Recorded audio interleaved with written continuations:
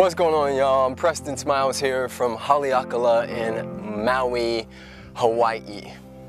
Today's transmission: transcend your emotions by creating just enough space for you to respond instead of react.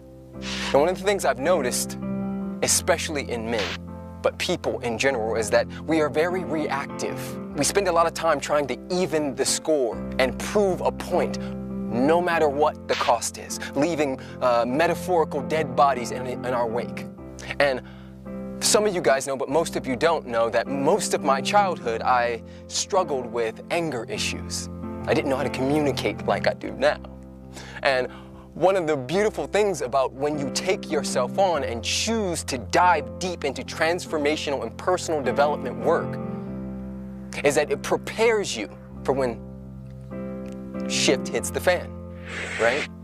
So the other day, true story, I'm in a Barnes & Noble's in Hawaii finishing my book, Love Louder, which will be out next year. Ooh, ooh. And this guy walks in and sits down with his dog. We're all, reading, writing, everybody's really quiet. He comes in with a like Game Boy type of console, and he commences to play his game as loud as possible, right? Volume all the way up to the top. And I did what most people do. We all kind of noticed it and looked at each other and were like, so I took a couple breaths. I walked over to him and said, "Brother man, do you mind turning that down? Some of us are trying to read and it's a little distracting." No response. He didn't even look up at me. So my story at first was that this man disrespected me, right? I felt the emotion come up. But I did what I'm asking you to do, which is create just enough space. I created just enough space by asking the question, how do I want to respond to this?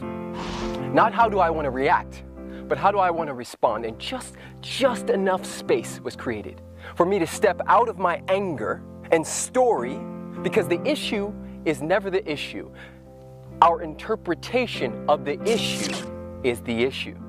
You get that? The issue is never the issue. Our interpretation of the issue is the issue. The gift is in the question.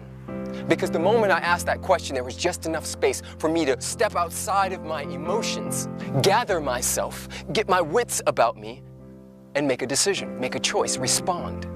That response could have been nothing. That response could have been millions of things. What I chose to do was I went and found someone who he had just spoken to, and I asked them, I said, "Could you tell your friend to possibly turn his thing down?" Now, how it ends, it doesn't matter. He eventually did turn it down, but he never looked at me in my eyes. So the powerful thing is, I could have done what my emotions would have drugged me to do. And a lot of us spend our time being drugged by our emotions. We spend our lives interpreting the things that happen to us, and we ran all over the track with them. But if you can respond, if you can have your wits about you when hell is crashing all around you, then that's a powerful place to be in. Because everything you affirm from a positive place, every time you say something, and I'll tell you guys this from the bottom of my heart, every video I do, everything I talk about, I get tested on. And it's going to be the same for you.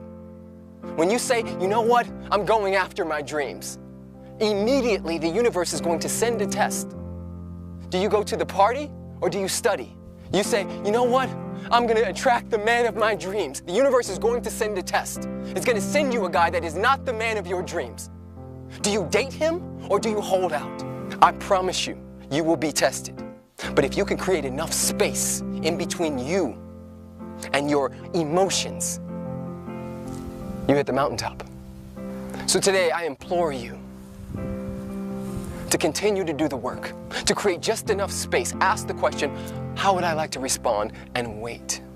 Wait, no matter what it is, your boss, your wife, your husband, your girlfriend, your boyfriend, your roommate who won't wash the dishes, whatever it is, just give yourself enough space so you can respond, because usually when we go off the deep end with our emotions and react, it never turns out well.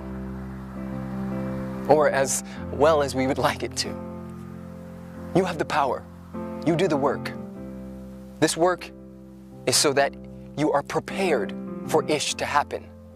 Not that it won't happen anymore, because it's going to happen your whole life. But if you can center yourself and make a conscious choice, you win. I love you guys so much. Blessings and blessings from Haleakala, Hawaii. If you're new to the family, click subscribe. If you're on YouTube, if you're on Facebook or YouTube, tag somebody, share this message, leave a comment. I love you guys so, so much. It is going down in a beautiful, major way. Ooh, ooh.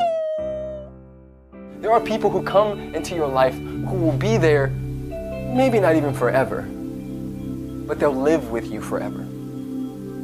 There are these, they're like a mirror, right? Have you ever had something stuck in your teeth? And you go to a mirror and it immediately tells you the truth. You see what's in your tooth. Well, good friends are like that. Good friends are the ones who are walking in while everybody else is walking out.